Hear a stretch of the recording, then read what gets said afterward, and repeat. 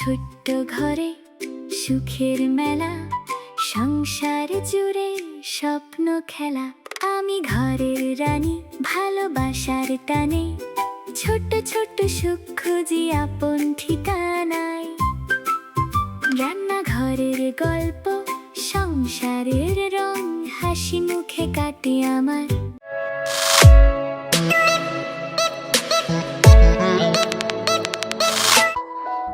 Hello everyone, আসসালামু আলাইকুম। Welcome back to my channel. আমি ফাহমিদা পারভিন উর্মি। আশা করছি যে যেখানে আছেন সবাই অনেক অনেক ভালো আছেন, সুস্থ আছেন। আলহামদুলিল্লাহ, আল্লাহর অশেষ রহমতে আমরা অনেক ভালো আছি। বরাবরের মতো নতুন আরও একটি ব্লগ নিয়ে হাজির হয়ে গেলাম, আর আশা রাখছি আমার আজকের এই ব্লগটিও আপনাদের কাছে খুব ভালো লাগবে। শুভ সকাল, সবাইকে সকালের অনেক শুভেচ্ছা জানিয়ে আজকের এই ব্লগটি শুরু করছি। আমি কিছুটা অসুস্থ আছি, সেটা হয়তো আমার ভয়েস শুনেই আপুরা বুঝতে পারছেন। যেদিন ভিডিওটা করেছিলাম একদম ফুরফুরে ছিলাম, শরীরটাও সুস্থ ছিল। তারপর দিনই হঠাৎ করে গলা ব্যথা শুরু হয়, আর সেই কণ্ঠ নিয়ে আজকে ভয়েস দিচ্ছি। যাই হোক, বাদ দেন সেসব কথা, ভিডিওতে ফেরা যাক। সকালে ঘুম থেকে উঠে নিজের একটু স্কিন কেয়ার করে নিচ্ছিলাম। একটা মেয়ে অথবা একটা নারী, একটা গৃহবধূ, সবারই নিজের প্রতি যত্নশীল হওয়াটা খুব জরুরি। কারণ দিন শেষে নিজের থেকে আপন কিন্তু কেউ হয় না। বিশেষ করে আমাদের মতো যারা গৃহিণীরা আছেন তাদের জন্য তো সুস্থতা অনেক অনেক জরুরি, কারণ সবটা সামলাতে হয় দিন শেষে আপনাকেই। অনেকেই আমার স্কিন কেয়ার প্রোডাক্টগুলো দেখতে চেয়েছেন। আমি ভিডিওতে সেরাভি ক্রিমটা দিচ্ছিলাম, আর এটা দেখেই অনেক আপুরা প্রশ্ন করেছেন এগুলো কেমন, জানতে চেয়েছেন। ভাবলাম আজকের একটা ভিডিওতে আমি সম্পূর্ণ ডিটেলস আপুদেরকে বলে দেই। তো প্রথমে একটা সিরাম দেখিয়ে দিচ্ছিলাম, আর এটা হচ্ছে ডার্মা সিরাম। এটা হচ্ছে আমি ডাক্তার দেখিয়ে তারপরে ব্যবহার করছি। আমি সিলেটের আল হারামাইনের তানভিনা আলম ডাক্তারকে দেখিয়েছি, উনি স্কিন স্পেশালিস্ট। তারপরে দেখিয়ে দিলাম আমি যে ফেস ওয়াশটা ব্যবহার করি প্রতিদিন সকালে ঘুম থেকে ওঠার পর, সেটা হচ্ছে সিম্পলের। এটাও কিন্তু অনেক ভালো, কোনো গ্রান নেই। তারপরে আসি সেরাভিতে। এটা অনেক অনেক ভালো একটি প্রোডাক্ট। বিশেষ করে যাদের ড্রাই স্কিন আমার মতো তাদের জন্য তো অনেক ভালো। এটা দেওয়ার পরে ত্বকটা অনেকক্ষণ পর্যন্ত একদম সফট থাকে। যাদের অয়েলি স্কিন তাদের হয়তো একটু কেমন লাগবে, একটু তেলতেলে লাগতে পারে। ড্রাই স্কিনের জন্য খুবই ভালো। তারপরে হচ্ছে দেখিয়ে দিলাম আমার সানস্ক্রিনটা, এটা হচ্ছে বায়োজিয়া। তো এটাও ডাক্তারের পরামর্শ অনুযায়ী নিয়েছি। আর আগে ব্যবহার করতাম হচ্ছে নিভিয়া সফটের এই ক্রিমটা, তো এটাও কিন্তু ভালো ছিল। আর এখন আমার হাজব্যান্ড এটা ব্যবহার করছে। আর লোশনের মধ্যে হচ্ছে নিভিয়া লোশনটাই ব্যবহার করছি। বাচ্চাদের জন্য হচ্ছে প্যারাশুটের জাস্ট ফর বেবি এটার ক্রিম আর লোশনটা ব্যবহার করি। এই ছিল আমাদের স্কিন কেয়ার প্রোডাক্টগুলো। আপনারা আপনাদের পছন্দ মতো আপনাদের স্কিন প্রোডাক্টগুলো সিলেক্ট করতে পারেন। এগুলো আমি নিয়েছি অনলাইন একটা পেজ আরোগ্য নামে, সেটা থেকে। ওখানে সব অথেন্টিক প্রোডাক্টগুলো পাওয়া যায়। ফ্রিতে একটু প্রমোশনও করে দিলাম।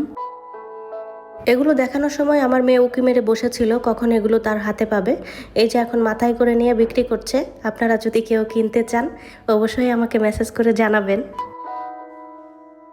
মামে মিলে এগুলাই করছিলাম। তারপরে সকালে নাস্তার সময় হয়ে গিয়েছে, তো নাস্তা করে নিচ্ছি। মেয়েকে অফ ক্যামেরায় খাইয়ে দিয়েছি, যেহেতু অনেক যুদ্ধ করে খাওয়াতে হয়, তো সেটা আর ক্যামেরাতে নাইবা দেখালাম, নিজের খাওয়াটা দেখাই। তো আমি সকালে ঘুম থেকে উঠে খুব একটা খেতে পারি না। এই যে এক গ্লাস চিয়া সিড খাবো এটাতেই, আর যদি কলা দুই একটা খাই তাহলে সেই পর্যন্তই খাওয়া। জানি না এটা শরীরের জন্য ভালো কিনা, আমি প্রপার একটা নাস্তা খাচ্ছি না সকালবেলা উঠে, তো আমার ইচ্ছে করে না সেজন্যই। আর মেয়েকে একটু বাদাম ছিলে দিচ্ছিলাম, মেয়ে একটু বাদাম খাবে। তো প্রথমে খেতে চাচ্ছিল না, আমি যখন ওর কাছে বাদামগুলো নিয়ে যাই ও খেতে চায় না, দেখতেই পারবেন আপনারা। তো তখন আমি বলছিলাম যে ভিডিও হচ্ছে, তোমার আন্টিরা দেখছে, তো তুমি একটা হলেও নাও, তোমার আন্টিরা তোমাকে ভালো বলবে। এটা শুনে তারপরে সে অনেক বেছে একটা নিয়ে মুখে দিল। আজকে আমার কাজের চাপ অনেক কম, যেহেতু দুপুরবেলা রান্না নেই, একটা দাওয়াত আছে, সেই দাওয়াতেই আমরা সবাই যাব। তো তাই টুকটাক করে ঘরের অন্যান্য কাজগুলো করে নিচ্ছিলাম। অনেক আপুরাই এই বক্সটা সম্পর্কে জানতে চেয়েছিলেন যে এটা কি। এটা হচ্ছে মোবাইল রাখার একটা বক্স, দেখতে অনেকটাই টিভির মতো। তো এভাবে করে মোবাইল রাখি, আর উপরে হচ্ছে টিস্যু রাখা যায়। এটা হওয়াতে সুবিধাই হয়েছে, মেয়েরা আর হাতে ধরে মোবাইল দেখতে হয় না। তো এটাতে একটা দিয়ে রাখি, আর সে বসে বসে সেটাই দেখে। এটা মনে হয় 1 বছর আগেই আমি নিয়েছি, ভিডিওতে বেশ কয়েকবার আপনাদেরকে দেখিয়েওছি, কিন্তু প্রতিদিন নতুন নতুন আপুরা হয়তো যুক্ত হচ্ছেন, তারা জানেন না, সেজন্য বলে দিলাম। এটা দারাজ থেকে নিয়েছিলাম, মনে হয় 800 টাকা নিয়েছিল। যাই হোক, বাসার কাজগুলো করে নিচ্ছিলাম। 1 ঘন্টা সময় হাতে ছিল। 1 ঘন্টার মধ্যে আমার সংসারের সব কাজগুলো গুছিয়ে, ঘরদোর ঝাড়ু দিয়ে, বাজারগুলো গুছিয়ে, নিজে গোসল করে, বাচ্চাদেরকে গোসল করিয়ে তারপরে রেডি হয়ে দাওয়াতে যাওয়ার জন্য। গতকাল রাতে বেশ অনেকগুলোই বাজার করে নিয়ে এসেছি। আমিও গিয়েছিলাম বাজারে, যেহেতু মাছ বাজার করেছি সেজন্য। তো মাছগুলো ফ্রিজে রেখেছি, অন্য আরেকটা ব্লগে আপনাদের সাথে সেগুলোও শেয়ার করব। এটা হচ্ছে সাতকরা বলে, সিলেটের সাতকরা। তো কাঁচাটা অনেক খেয়েছি বাজার থেকে কিনে এনে, এইবার দেখলাম যে শুকনো করে তারা প্যাকেট করে বিক্রি করছে, তো সেজন্য নিয়ে আসলাম। মাঝে মাঝে তরকারিতে দিতে ভালোই লাগে। সিলেটে থাকবো আর সিলেটের সাতকরা খাবো না, সেটা তো হয় না। তো একটু গ্রানের জন্য আর কি, ভালোই লাগে গ্রানটা, খারাপ না। কারা কারা খেয়েছেন কমেন্ট করে জানাতে ভুলবেন না। এই যে ড্রয়ারে বাজারগুলো রাখছি, বেশ অনেক দিন চলে যাবে কিন্তু আমাদের, প্রায় 2 সপ্তাহর কাছাকাছি। জানি না কিভাবে যায়, কারণ খুবই অল্প পরিমাণে রান্না করি আমরা, হয়তো সেজন্য। আর এই অল্প পরিমাণের রান্নায় কিন্তু আমরা খেতে ভালোবাসি। অনেক রান্না করব, তারপরে কেউ খাবে না। শুধু শুধু খাবার নষ্ট করতে একেবারেই ভালো লাগে না, তাই যখন যা লাগে অল্প অল্প করে রান্না করি, আর অল্প অল্প করেই সবজি কিনে নিয়ে আসি। সাতকরাগুলো একটা বয়মে ঢুকিয়ে নিচ্ছি, আর মুখটা খুব ভালোভাবে আটকে রেখে দিব। যখন রান্না করব তখন তরকারিতে 1-2 পিস করে দিয়ে দিব, গ্রানটা হবে। সংসারে যদি একটা দিন রান্না না থাকে তাহলে দেখবেন কিন্তু কাজের চাপ অনেক কম মনে হয়। তো আমার হাতে 1 ঘন্টা সময় ছিল, 1 ঘন্টার মধ্যে এই সবগুলো কাজ শেষ করতে হবে।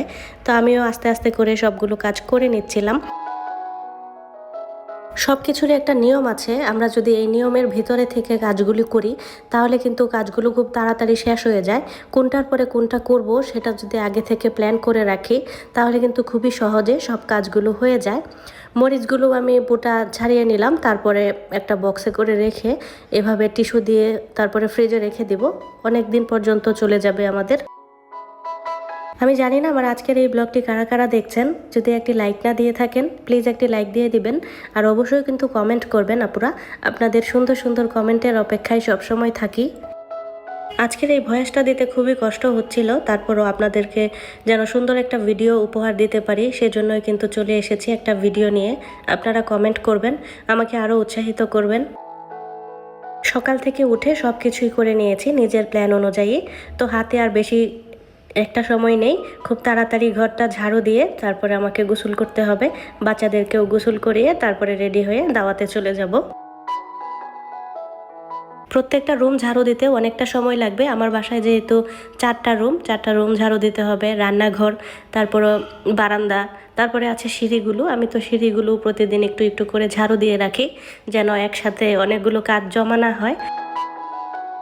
একসাথে অনেকগুলো কাজ জমালে কিন্তু নিজেরই অসুবিধা হয় সবগুলো শেষ করতে। এই জন্য প্রতিদিন টুকটাক করে একটু একটু করে কাজ এগিয়ে রাখলে নিজের জন্যই সুবিধা। এই যে আমি রেডি হয়ে নিলাম, মেয়েকেও রেডি করিয়ে দিয়েছি, আর ছোটো মেয়েকে রেডি করে তার বাবা অফিসে নিয়ে গেছে। এখন আমরা সবাই বের হব। আমরা সবাই মিলে রেডি হয়ে দাওয়াতে যাচ্ছি, আর আপনাদের কাছ থেকেও এখান থেকেই বিদায় নিয়ে নিচ্ছি। সবাই অনেক অনেক ভালো থাকবেন, সুস্থ থাকবেন। আবারও দেখা হবে পরবর্তী ব্লগে। আজকের মতো সবাইকে আল্লাহ হাফেজ, আসসালামু আলাইকুম।